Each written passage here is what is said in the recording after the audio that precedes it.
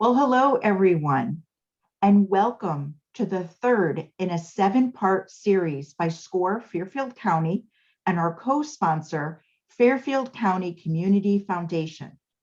If you've missed the prior webinars in this series, you can view the recordings on Fairfield County SCORE's YouTube channel anytime.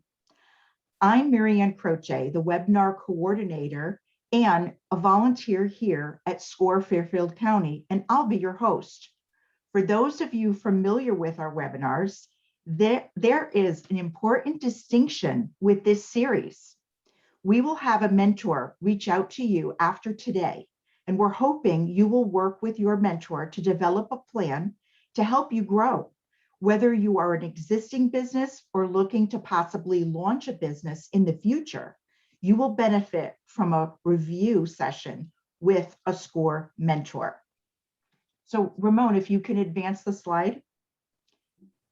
These are the topics that will be covered on Wednesdays for the next few weeks. If you miss any of them, you will be able to catch up by reviewing these on our on-demand YouTube video, which will be available within a day or two after the original presentation date. Today's webinar is entitled Launch Your Own Unforgettable Brand, presented by Ramon Peralta. More on Ramon in just a minute. Some brief information on SCORE. SCORE is part of the SBA. There are 320 offices and over 11,000 volunteers.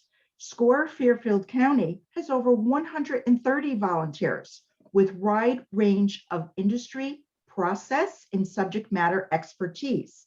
There are 3 primary services for small business owners that SCORE focuses on.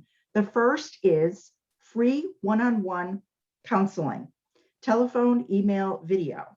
And you can access this via our SCORE website and just hit request a mentor link. Second is our educational workshops and webinars. Over 150 are done a year.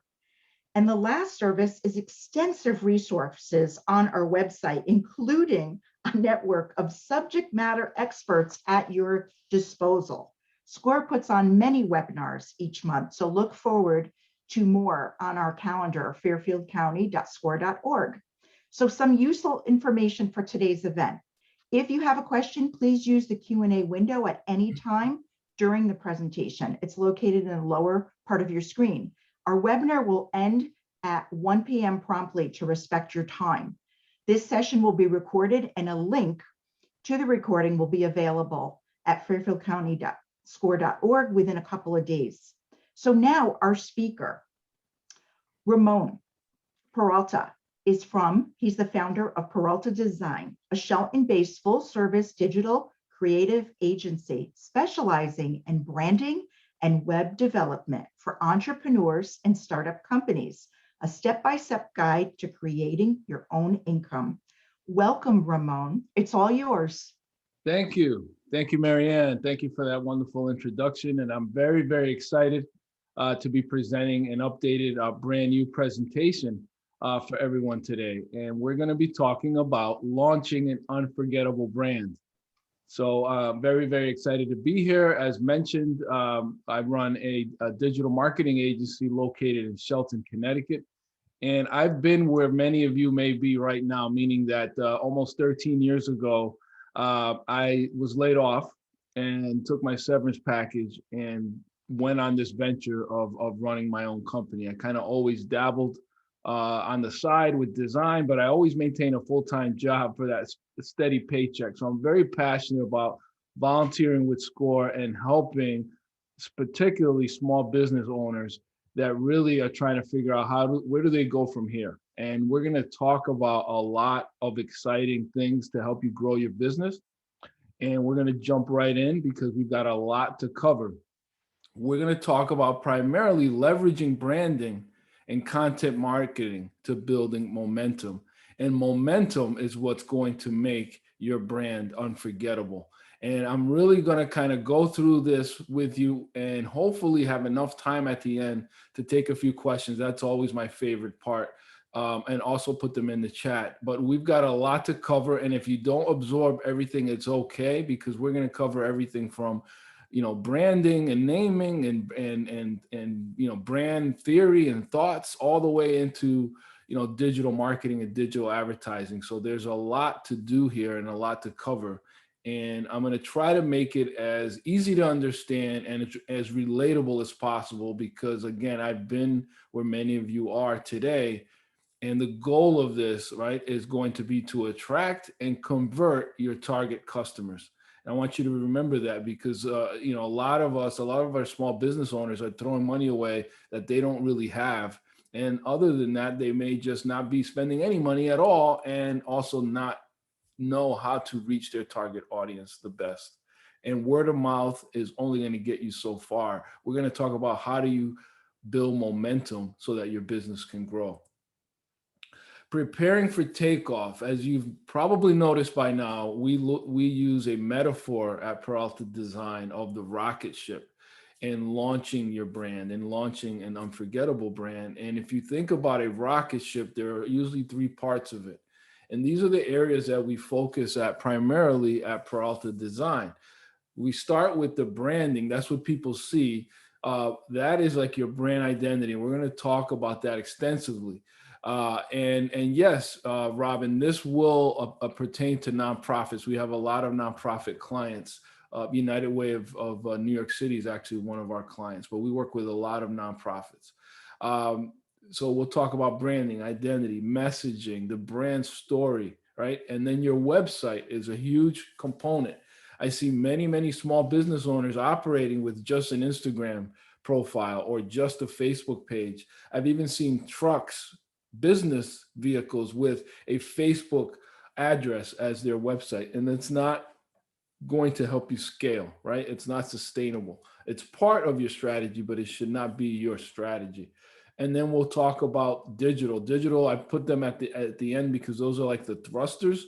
And digital is really your social media, your email marketing, your Google ads, videos, everything that you find online. If somebody were to Google you, consider that your digital, but that's your thruster. That is what's going to help you really build momentum. And that's where content comes in.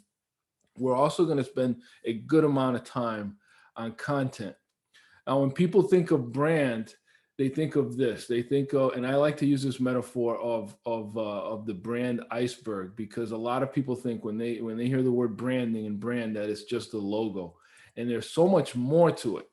There's so much more to it, and we're going to touch on a lot of these things. Again, if you don't catch all of it today, that's fine. Score is going to have a link to this video, and then you can pause it and rewind it and do all that stuff, because we're going to cover a lot in an hour.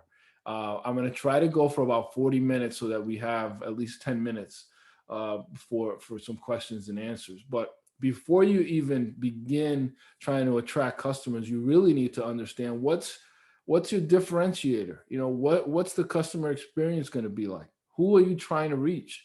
Because if you're everything to everyone, you become invisible. You really have to find a niche for your business that's unique, and a target audience that's unique. That's going to really help you stand out amongst the competition. Here's a checklist, right? This is your top 10 kind of brand launch checklist. Every time a rocket ship takes off or a plane takes off, they go through a checklist. Do you have your seatbelt on? Are the mirrors corrected and so forth? Even in a car, you do the same thing. Well, when you're launching a brand, consider first your overall business strategy. How are you going to make money, right? Before you even start coming up with a logo, do you have a sound strategy for monetization? Who are you selling to, right? What do they buy? Where do they hang out? What do they watch? What's your brand positioning? Okay, we'll talk about that a bit. What's your messaging? Do you have a name that's proprietary? Do you have a logo? Do you have a tagline? Do you have a URL? Do you have a domain address that has a keyword in it, right? So that's important. Do you have a website? Do you have a toolkit? If somebody contacts you, what do? Do you send them a link to your video? Do you send them a deck? And are you looking at your data? Are you analyzing where your traffic's coming from and where you should be investing most of your time? Where are your customers mostly coming from? All super important things to do before you even think about taking off.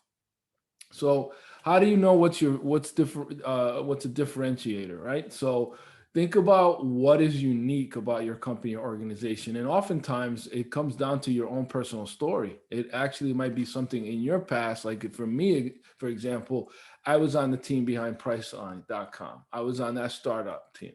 Priceline, everybody remembers it. It's one of the early .coms that's still around.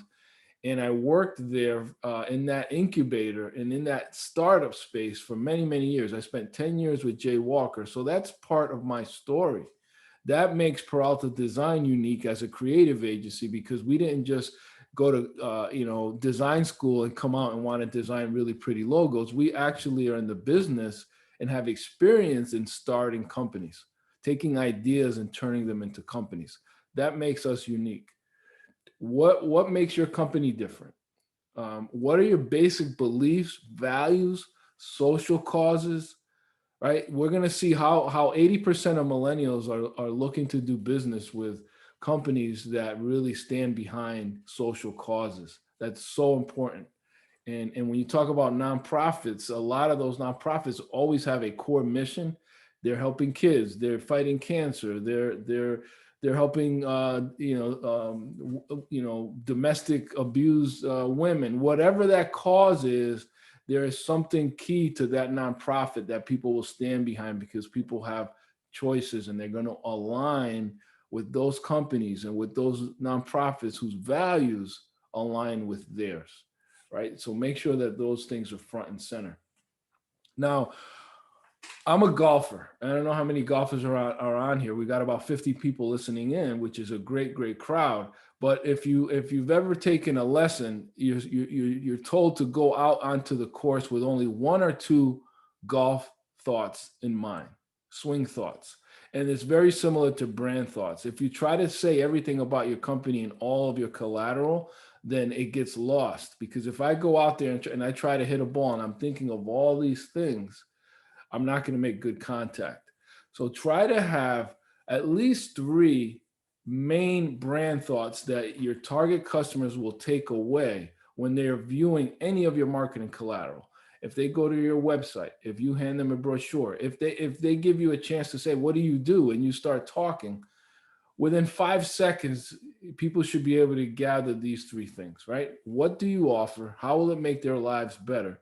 And what do they need to do to buy it? That last one is very important, because that's what we call in our industry a call to action.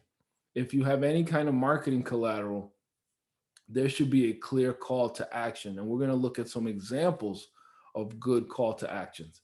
All of this, guys, is really going to be part of this momentum that we keep talking about, that's going to help you build and launch an unforgettable brand.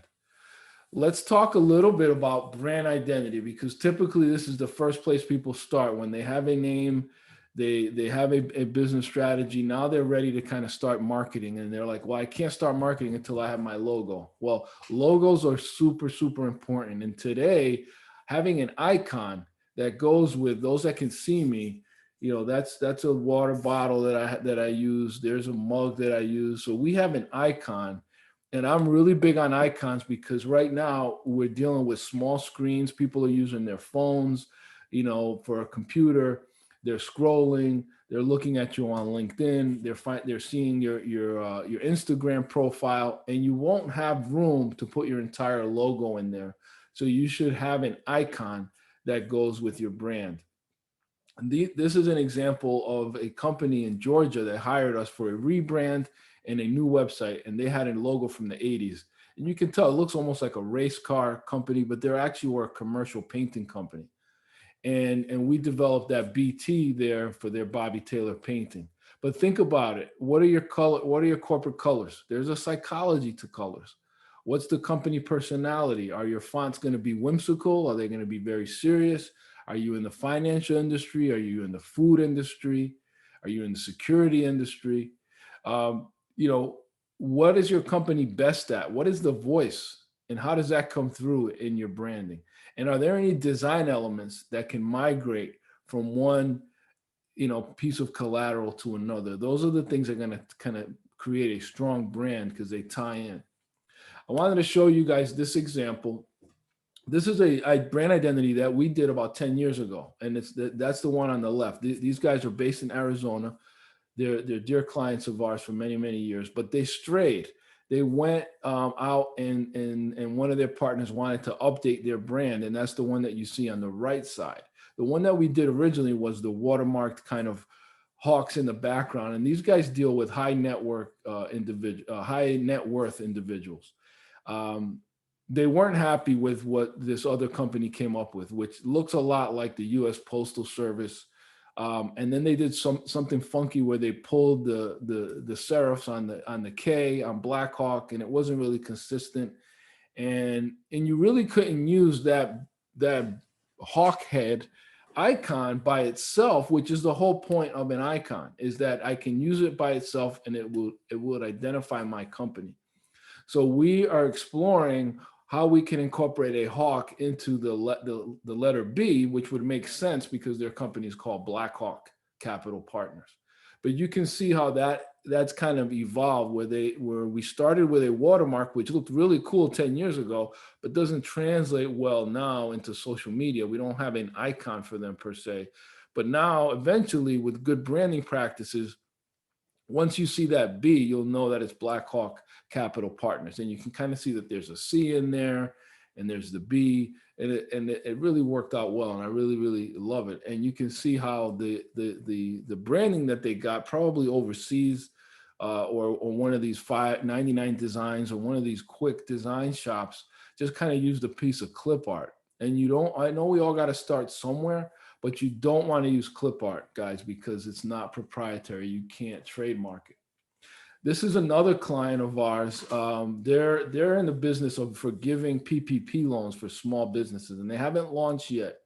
But we did get this new branding approved for them. And when they came to us, they were called the Financial Defenders of America. That's legit their logo there up top. And we said, guys, this just screams like scamish because it's just too hokey and kind of gimmicky. And I really don't know why they made the kerning so tight so the letters are all squished and it makes it hard to read. But I don't know where they got this done. But I said, guys, we need to start over. And so with them, the founder was two women. One of them was a former SBA loan officer, and the other woman is a CPA. I mean, these are highly qualified women looking to help small businesses and women-owned businesses. And they had a logo that looked like something that is not a legitimate organization. It just screams clip art and poor design. And so we renamed their company, and we developed an icon of two hands helping each other in the letter N. And it's very modern and it's new. And they wanted to help small businesses. And you can see that there's a completely different vibe that you get just from the branding. And now that color palette is going to carry through in their website and in all of their marketing materials. And you can see here how the importance of having as I showed you with my own coffee mug, that when you have an icon as part of your branding, it really will bode well for using it on a lot of your collateral. Let's talk a little bit about digital footprint. What makes a good website? And we're going to kind of go over, like I said, there's a lot covered here, but we want to kind of go over these three pieces: the branding, the digital footprint, and then we're going to talk about content marketing and digital marketing. So we do a free report card, and everyone on this call can and I'll put the link in the chat there, but if you go to our website, peraltadesign.com, you'll see it, big call to action there. You can get a free report card. In your memo or somewhere in the form, just put the word score so we can prioritize the attendees, and you will get a free report card. But we measure your website on these metrics, and you'll actually get a letter score. And think of your website as your home, and think of your digital marketing as you're sending out invitations. You wouldn't send out invitations for people to come to your home if your home wasn't ready for visitors. Are people coming to your home or your website and they don't know where the front door is, or they don't know if anybody lives there or it looks abandoned or it doesn't load properly, they will leave, right? And they don't come back. There's a high percentage of people that don't come back if your website it doesn't function well. So there's all these metrics here, and we're going to talk a bit about SEO and the difference between organic and paid, and the difference between SEO, which is search engine optimization, and SEM, which is search engine marketing. And a lot of people, and we've primarily focused on Google advertising and Facebook advertising. This was a website we did for the Bobby Taylor Painting Company in Georgia. And you can see that there's a clear call to action. Everything you see in this frame is considered above the fold. Okay, so above the fold is an old term that comes from newspaper days when they would have newspaper dispenser machines out on the streets. And the headlines and the images that were above the fold, once you folded a newspaper and were in that window in that machine, the old timers are feeling me here. They understand what I'm talking about. Some of the young people are like, what are you talking about? Well, people used to buy newspapers on the street, and you could put in 50 cents, buy a newspaper, and what was above the fold was considered the prime real estate. Well, now that translates over to your website. What's above the fold, meaning that before the user has to scroll, what they see at this top part is prime real estate. So this is where you should have your call to actions.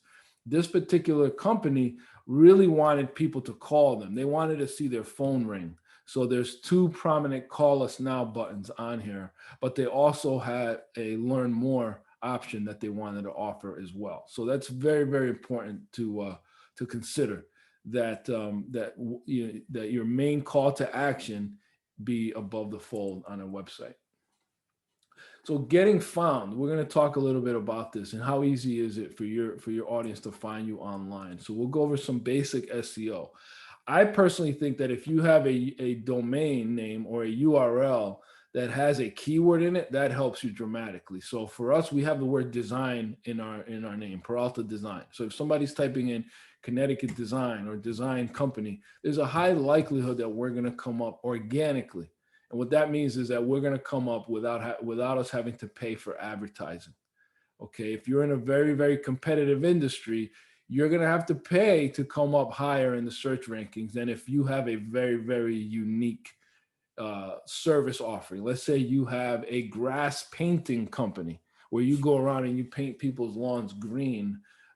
You may not need to advertise much, because if somebody's searching for that service and you're the only guy that does it or gal that does it, then you're going to come up in search rankings. But for most of us, we're launching businesses where people are either in the same line of work or there's a lot of them in the area. For example, in Fairfield County, floor refinishers are a dime a dozen, painters are a dime a dozen, landscapers are a dime a dozen. So those guys have to really market a lot digitally to come up in the search rankings.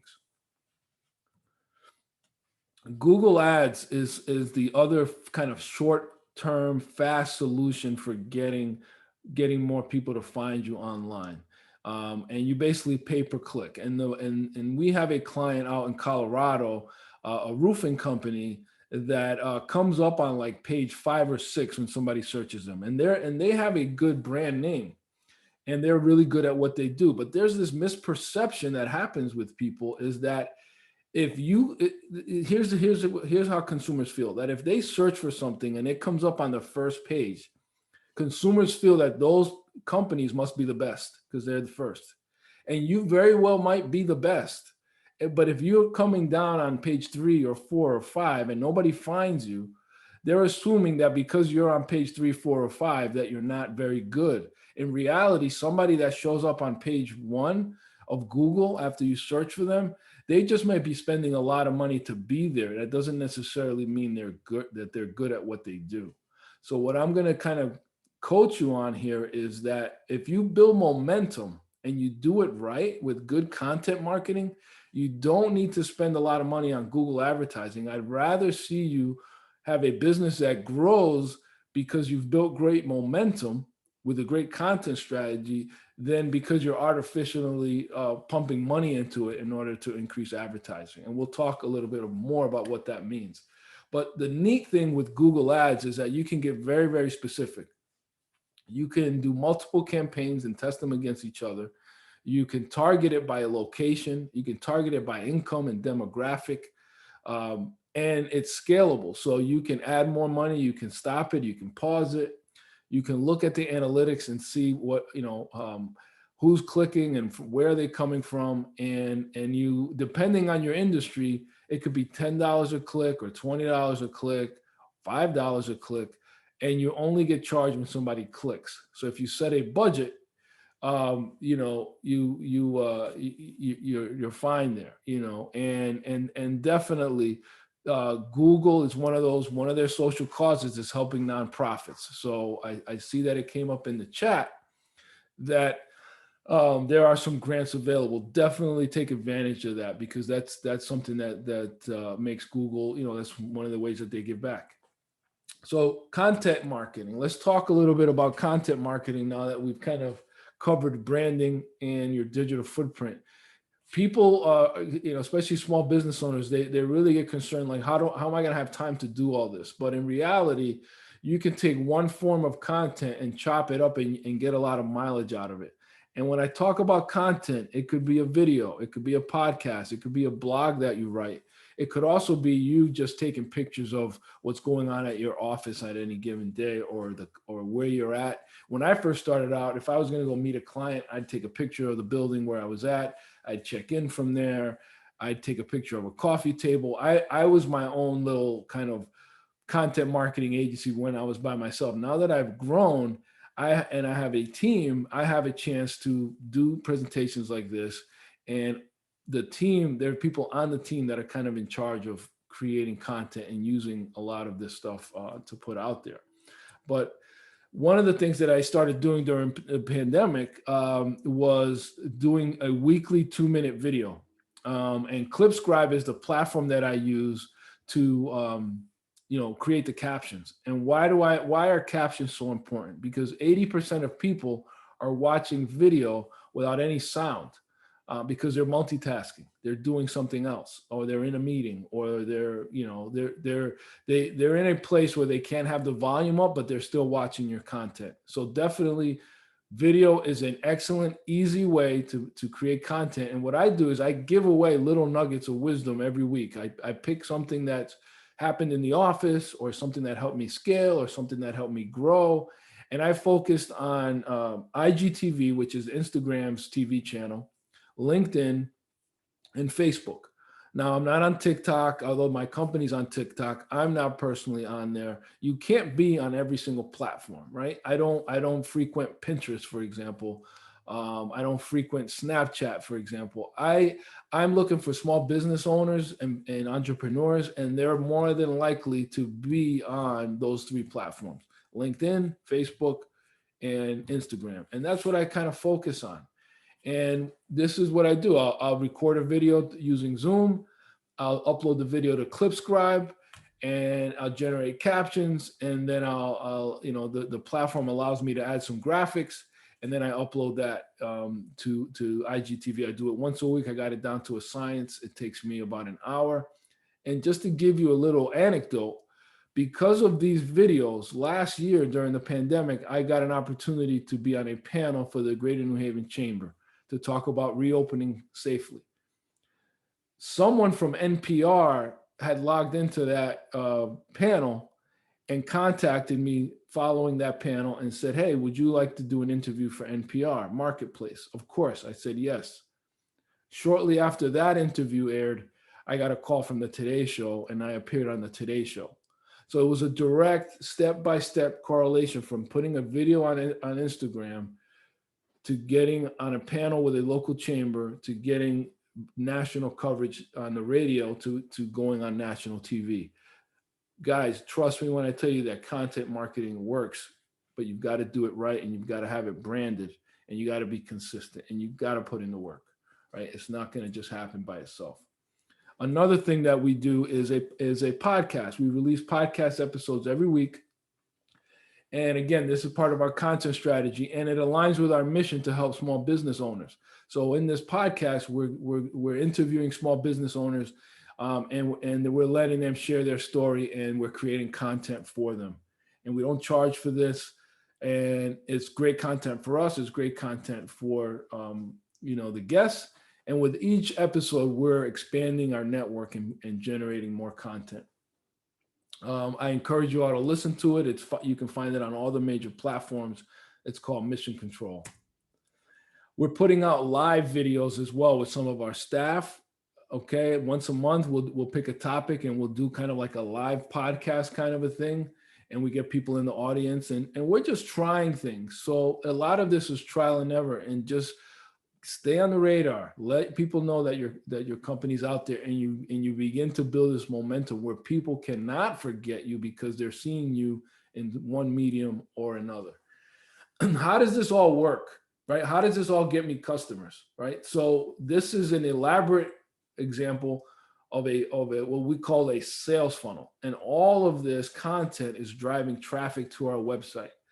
If we start on the left-hand side with our videos, you can see how a podcast, a live event can turn into a video that we can chop down into shorter clips that go on Facebook and Instagram and LinkedIn, and boom, people get to our website, they fill in a form to receive our newsletter. They receive our newsletter. Now they're getting more updates as to what we're doing. And what we have on our website are forms where people can submit to us, and they self-identify themselves as being interested in our services. And that's a key takeaway, because you don't want to just get people contacting you that waste your time. Having a form of some sort to onboard people so that they actually have to do a little bit of work to contact you is good, in the sense that they've self-identified as being serious enough to do so. And I think that helps weed out the folks that aren't that serious. So that might be, just price hunting. This was one that I showed you the logo for New Guard Financial. This was a little sales funnel that we developed for them, because we've been tasked with building their platform, doing their branding, and also doing their digital marketing. And we're kind of showing how all of this content is going to drive traffic to their loan forgiveness page.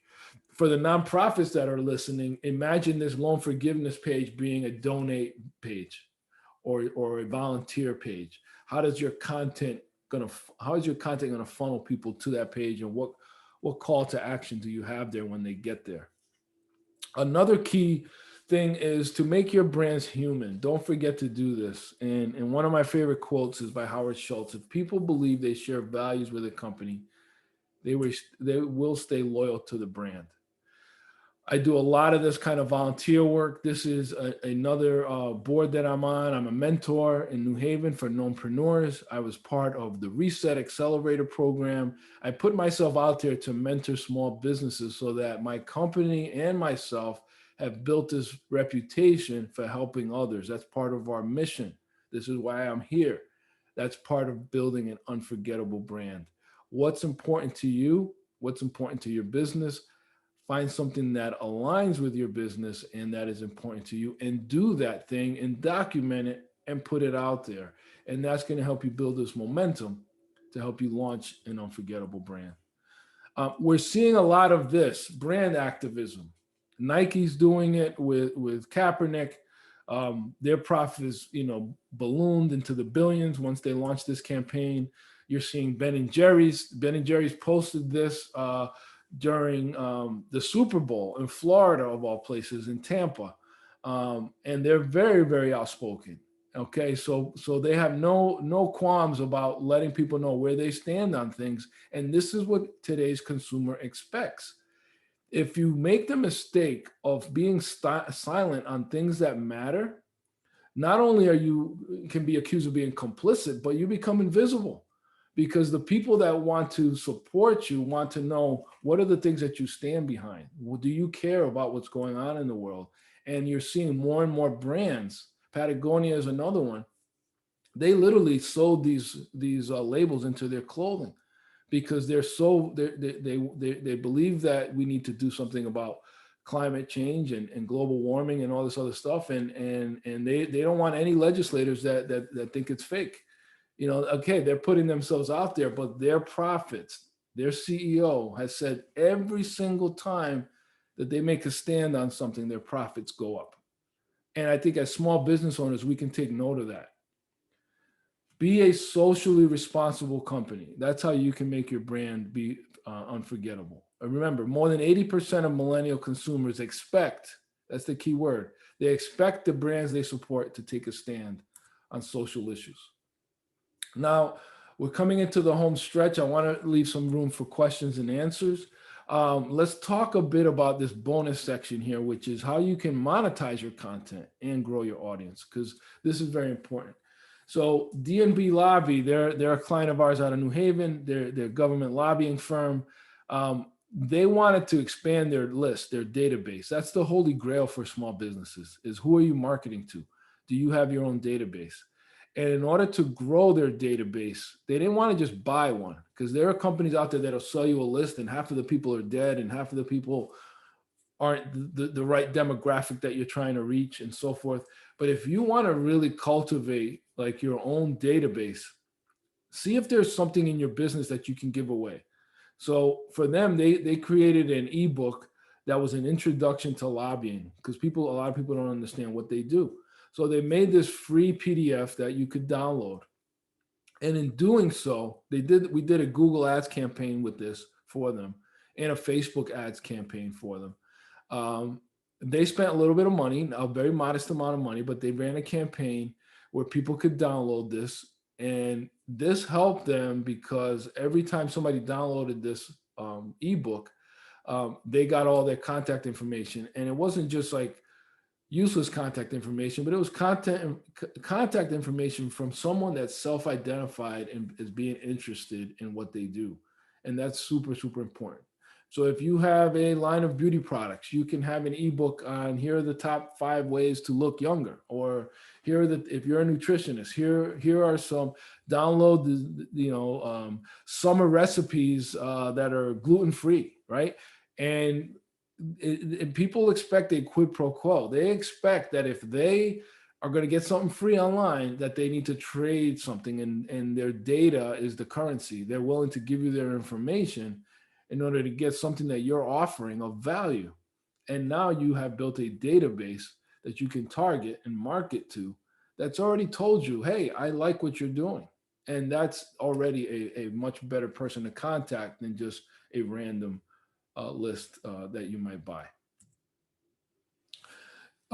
In the spirit of turning your content into ebooks and online courses, many of you out there are experts, right? So part of building a brand is becoming that subject matter expert in your field and becoming known for it. And you're seeing the popularity of a master class, and people are now, I know that the sweet spot for videos is about 2 minutes, but there's an entirely different market for videos that are like 8 to 10 minutes if they teach something, and people are willing to watch this, and people are willing to pay for this. And there are a lot of platforms out there where there may be something that you do in your company that you could teach others how to do. And there are a lot of these, what we call these LMS. These are learning management systems, kind of like a content management systems. But there are a lot of platforms that you can integrate with your WordPress site where you can drive traffic and people pay you a subscription service to receive courses every month, right? So as you think about your monetization strategy, this might be something that not only helps you position your business and yourself as a subject matter expert, but you can help others by giving them affordable learning alternatives through one of these great platforms. So it's a great way to kind of kick things up for yourself. Now, how do you know if it's working? All this stuff, right? Because we just went through it all. Content marketing works. And I can tell you, I wrote a blog last year about the boycott with Goya products. And the day that blog dropped, the web traffic went through the roof. And one day we had like 600 people visit it just to read that. And so you can look at your Google Analytics, and anyone on this call with a website, you have access to Google Analytics for free. It won't cost you anything. All you need is a Gmail address, and then you can look at this stuff. And I highly encourage you to look at this stuff because it gives you a lot of insight into how many visitors, how long are they staying on there, on your site. How many pages are they clicking through when they do visit you? This was another spike when I wrote a blog about the Pepsi rebranding the Aunt Jemima product. Okay, anything that has to do with branding and race or branding and social causes, I'm all over it because it matters to me, and I can speak passionately about it. So when this happened, I wrote about it, and there was a big spike in traffic. Google Analytics is going to give you insights as to how many of your web visitors are coming through social media, how many of them are coming because they're literally typing in your URL, how many of them are finding you because they searched for you on Google.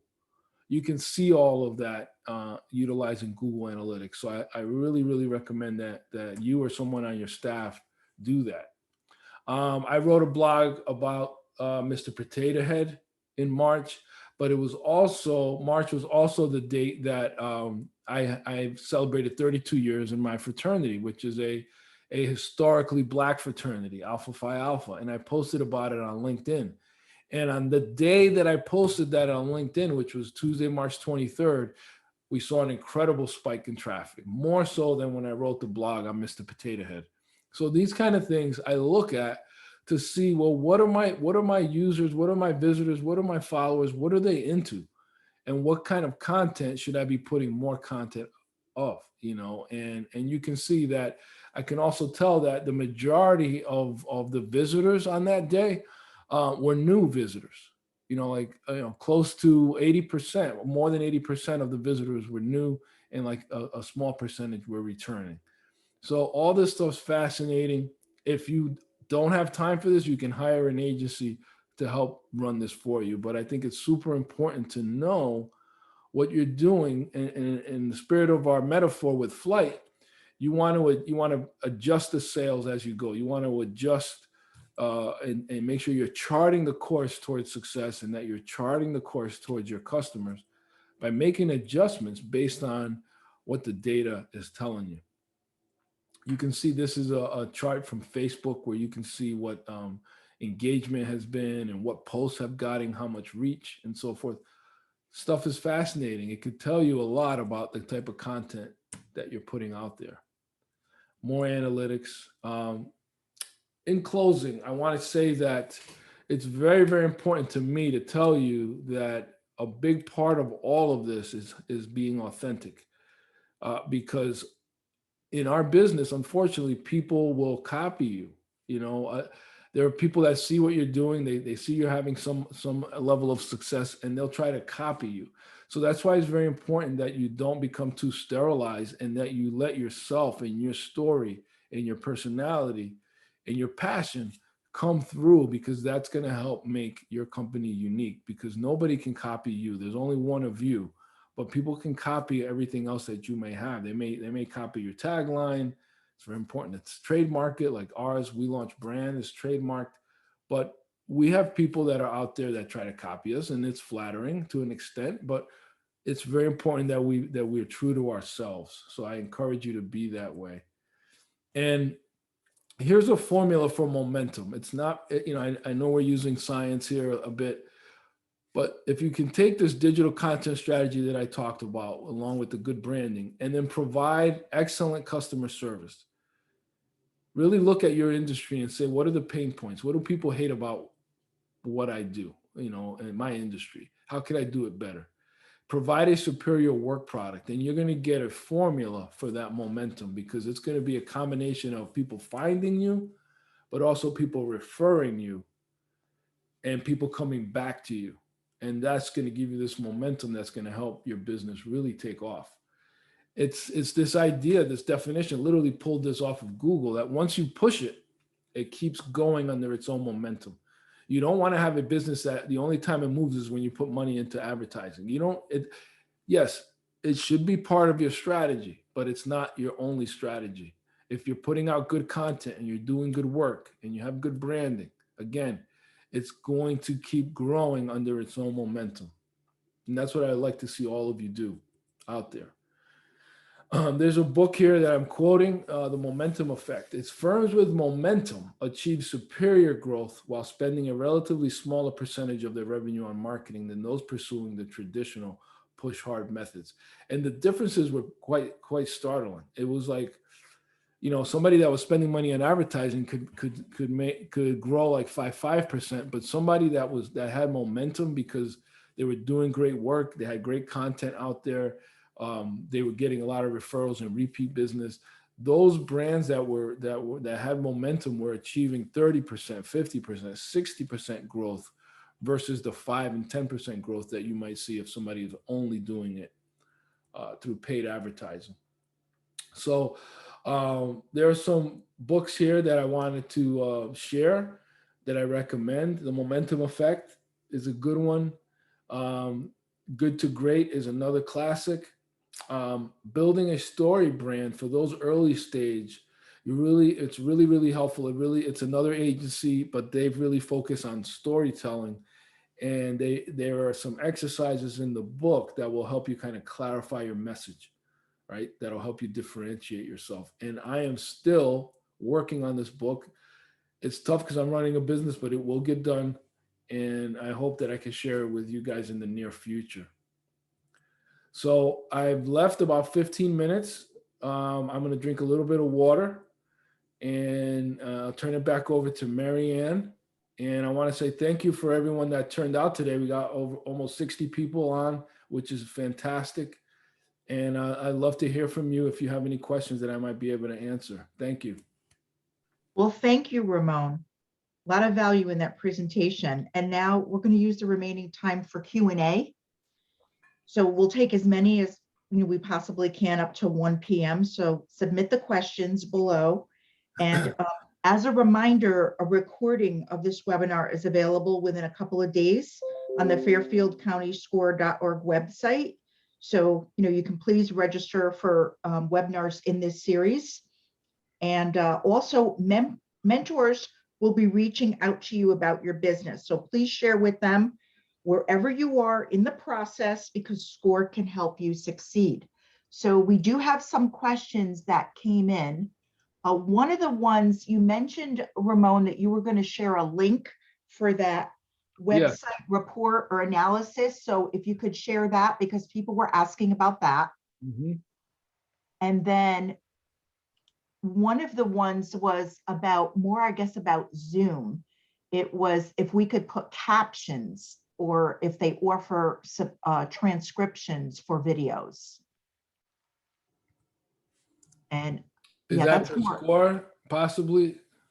Yeah, that's more of a Zoom question, I think. I'm not sure if Zoom is capable of doing that, offering captions or transcriptions. I do know that if you record Zoom, they do have a couple of different file types. So that might be something that they could jump on Zoom for into their support.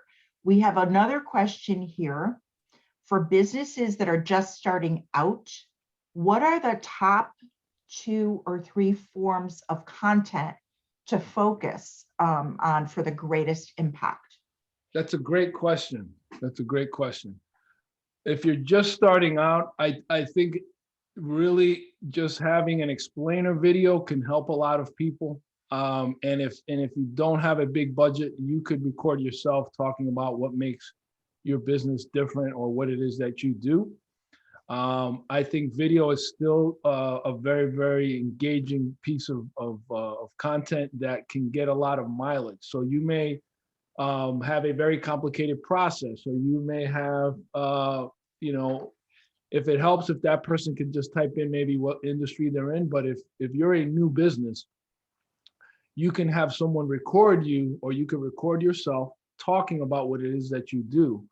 And that could be a great piece of content that you can get a lot of mileage on. Have it live on your website, start a YouTube channel, put it on LinkedIn, put it on social media, get your friends to share it. But essentially it's your pitch, right? So getting your pitch on video would be a great piece of content to start with that you can put and broadcast on a lot of different platforms. I would highly recommend, however, that before you do any marketing, that you at least have a website homepage, at least a landing page, and that there be some call to action. And at the very least, that call to action is a form that they fill out so that you can capture their data, so that you can get their email address. Because a lot of people, it's sad, but I've spoken to a lot of early stage small businesses, which is still my sweet spot in my heart, is that people will have a Instagram page with their cell phone number, and they literally have customers calling them or texting them for orders or for a consultation or whatever their service might be. And that's going to be okay to a certain extent. It's just not sustainable. It's not realistic for you to think that you're going to always respond to those people quickly if your form of contact is your cell phone. Okay, it gets old quick. If you're asleep, you're missing calls. If you go on vacation, you're missing calls. If you're sick, you're missing calls. You need to have a funnel. You need to have even if it's a very, very simple strategy, have a website, have a domain name, have your video live there, and have a contact us form there where somebody can say, here's my name, here's my email, and here's what I would like to know, or here's what I'm contacting you for.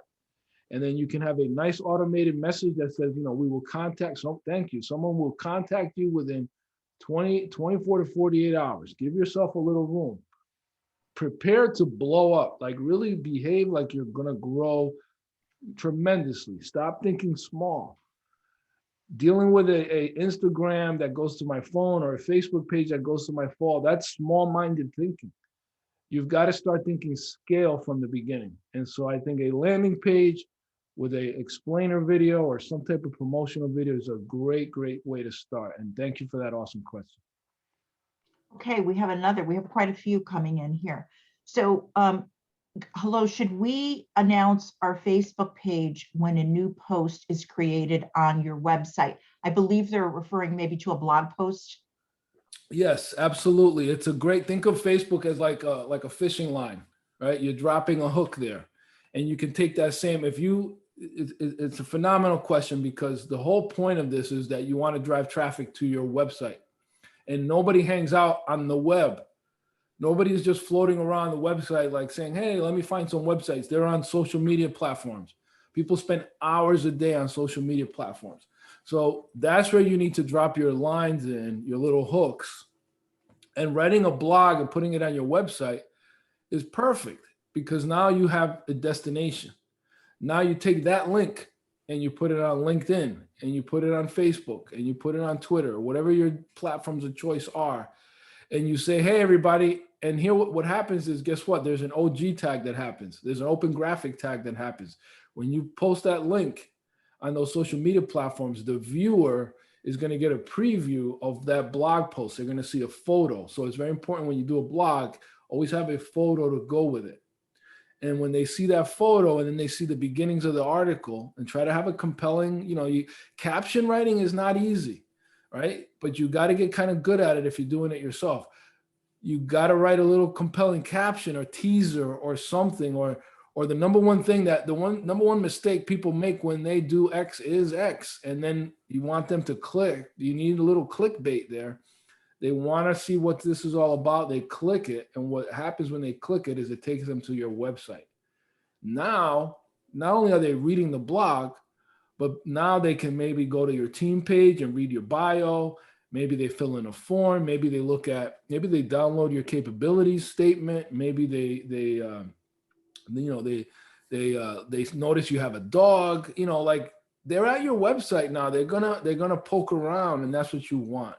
But they're not gonna just find your website. You need to kind of have this content like that blog. And the neat thing about a blog is you can take a quote from it and turn it into a meme and put that on Twitter or on Instagram. You can take a quote from it and make that a status on Facebook. You can use that again as a tweet or a post on other platforms, on LinkedIn, and have it link. What I like to do is, instead of just sharing a link to the blog, is I'll pull a quote from it that I think people will relate to, right? So the ultimate compliment is that when you do that, that not only does somebody visit your site, but that they find it so compelling that they actually share it. Okay, so the sharing of content is the ultimate compliment. Okay, another question. Do you have any suggestions website hosts currently using Wix, like it, but want more independence in the future? So website host, we actually have a hosting company. I'm just going to put it on here, but we are resellers for GoDaddy. Out of all of them, I'm partial to GoDaddy because they have the best, in my opinion, best customer service. They're 24/7. You mentioned Wix, and you mentioned some of these other platforms like Squarespace. They're good alternatives when you're starting out, but keep in mind that they're kind of like leasing a vehicle versus purchasing a vehicle. You're renting a website versus owning a website. When you host your website on a Wix or on a Squarespace, they essentially own the code. And that's why it's super cost effective for you to have a website there, because they own it, right? The challenge is when you want to leave them, you're not going to be able to take your website with you. You'll have to rebuild it on a new platform. And for platforms, we highly recommend WordPress because it's open source. That means anyone can work on it, and that gives you the ability and flexibility to go wherever you want, and get the best service that you deserve. Should you put out content marketing as part of a soft launch? Yes. Soft launch is still, you're basically, the definition, I guess, would be that you're not completely ready, or you're trying to, kind of build some momentum towards the big launch. But everything is considered content marketing. Like if I put a caption and I say, hey guys, we just launched our website today, that's in effect content marketing. So you've got to make your announcements on the platforms that you believe your target demographics hanging on. For example, if you had to pick platforms, if your business is B2C, you're more likely to have a better shot on Facebook than if your business was B2B. And then I would say, okay, LinkedIn is probably a better choice for you. But Facebook is getting better at, and we're actually seeing more results even for B2B on Facebook. I know they caught a lot of flack with political ads over the last year or two, but they've gotten better. And really, it's about us being able to forecast for our clients and show that the return on investment is going to be worth it. So think to yourself, as you're doing these soft launches for your business, ask yourself this question: what is one client worth to me? And how many clients do I want to get per month? So if one client is worth $1,000 to you and you want to get 5 clients per month, then your goal is to get $5,000 in new business per month. So now you have to do the math and think to yourself, how much am I willing to spend in advertising to get $5,000 in business? And you may just start with a $500 Google ad budget and see what kind of results you get. And then you're saying to yourself, okay, that makes sense. If I spend $500, but I'm getting $5,000 in business, that's a no-brainer. I'm doing that every day, and not every month. And now you might even get cocky and say, okay, I'm going to go up to 1,000 and see if I can get 10,000 in business, right? But that's how you begin to scale. And as a small business owner, just be comfortable with making mistakes. You're not going to get it right. You got to start somewhere, read the data, adjust your sales as you go. And when you're in a position to hire a professional so that you can focus on what you do best. But I totally understand that in the beginning, a lot of owners find themselves doing everything, even if they're not good at it. But we're here to help, and hopefully you got something out of today that'll make an impact in your business. Yeah, maybe you have time for one more question. Is it better to start a blog or to just have a landing page with an item for people to download to capture their information so that you can send them an email? That's a great question. And here's the thing. The landing page with just a form is going to require you to spend money to drive traffic there because there's no content, right? So it's not going to come up in searches, right? If somebody types something in, you don't have a lot of content there. So you're going to really have to work hard to drive traffic.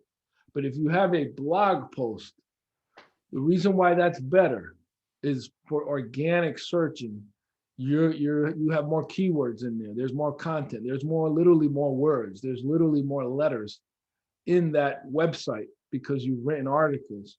And the key thing is that if you're writing blogs, that let's say you're in the, I don't know, you're in the fashion industry and you make clothes, that you use fashion material and cloth and linen and cotton and you're using dresses and suits and so that you're using words in your blog that people might be searching. And there are tools out there. SCM Rush is another tool. There's a ton of them out there, but there are tools out there where you can actually research, well, what are the keywords that people are most likely using to try to find my type of business? And once you know what those keywords are, you kind of have a pool of words that you're using, and you can make sure that you're using those words in your blogs and in your content, and that'll help you tremendously. Well, great answer for this. We had lots of questions today. We couldn't get to all of them, but I would like to, on behalf of SCORE, thank all of you for attending today's SCORE live webinar. Check on the website because the recording will be out. And in closing, a big thank you to you again, Ramon, Peralta, and a lot of great valuable information. So thanks, everyone. Thank you, everyone. Hope you have a great day.